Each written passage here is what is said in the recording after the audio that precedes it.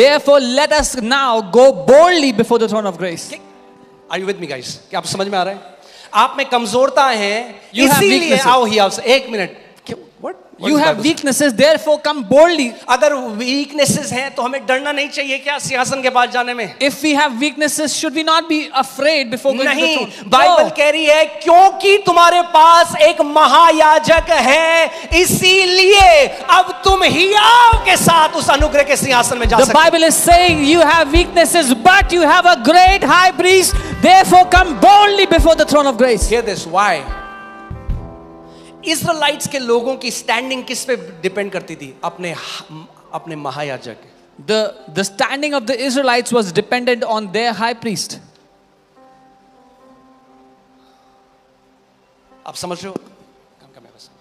आप परमेश्वर के सिंहासन के पास गए और आप डर रहे हो और यीशु आपको देखकर बोलता है हियाव रख, तू मेरे साथ आया है पिता के सिंहासन के पास. You went before the throne of God. तू अकेले नहीं आया, You went तू before मेरे the साथ throne. आया है, तू मेरे लहू से धुलकर आया है, तू एक नई सृष्टि होकर आया है. My standing is your standing. You go before the throne of God and you're afraid, but Jesus reminds you, you have been washed by my blood. अब जहां मेरा स्थान है वो अब तेरा स्थान है. साहस के साथ आ, मत डर.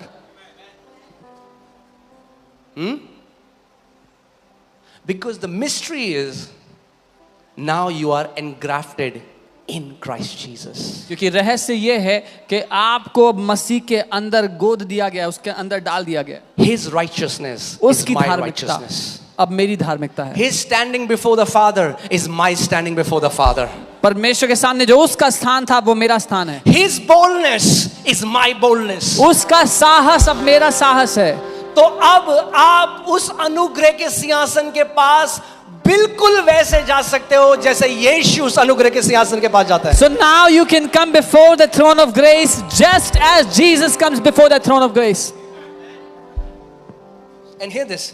आप जब भी हम किसी को बोलते हैं आप सिंहासन के सामने खड़े होगे तो लोगों को क्या लगता है? क्या होगा? Come on, talk to me. क्या होगा? न्याय. वो न्याय का सिंहासन था. क्या था? न्याय का सिंहासन था. मगर जब यीशु हमारा महान महायाजक उस अपने बलिदान के द्वारा गया और पिता ने उस बलिदान को ग्रहण करा, अब वो जो सिंहासन है वो न्याय का सिंहासन नहीं, वो अनुग्रह का सिंहासन है. Whenever you talk about the throne, people think it's judgment time. But the judgment that Jesus suffered, that Jesus bore on himself, that throne of judgment is no longer the throne of judgment. It is a throne of grace and mercy, so you can find help in time of need. आप समझ रहे हैं इस बात को? हम सबको जितना ज्यादा प्रकाशन यीशु के प्रकाशन में हम बढ़ेंगे उतना आप पिता से प्यार कर पाएंगे. As much as we'll grow in the revelation of Jesus, we'll be able to love the Father. अभी हम लोग नॉर्वे में थे और वहाँ पे पास्टर डेविड हैं जो बिल्कुल हमारी फैमिली की तरह हैं. We were in Norway and Pastor David is there, who's like our family. तो उनकी जो पोती है वो उनको बिस्किट चीफ बोलती है. His granddaughter calls him Biscuit Chief. Biscuit chief का मतलब उसको पता है जब मैं नानू के ऑफिस में जाऊंगी तो मुझे नानू क्या देंगे? बिस्किट देंगे. तो नानू क्या है? बिस्किट चीफ है. She knows when I go to granddad's office, he'll give me biscuits, so he's Biscuit Chief. ऐसे ही बाइबल कह रही है अब वो जो सिंहासन है वो दंड का सिंहासन नहीं, वो न्याय का सिंहासन नहीं, वो तुम्हारे लिए अब अनुग्रह और शांति और दया का सिंहासन है. Similarly, the Bible is saying now that throne is no longer the throne of judgment, not the throne of punishment, but this throne for you shall be the throne of mercy and grace and peace for you. आप समझ रहे हो? अब हमारी standing हमारे ऊपर नहीं है भैया. Now our standing is not on ourselves.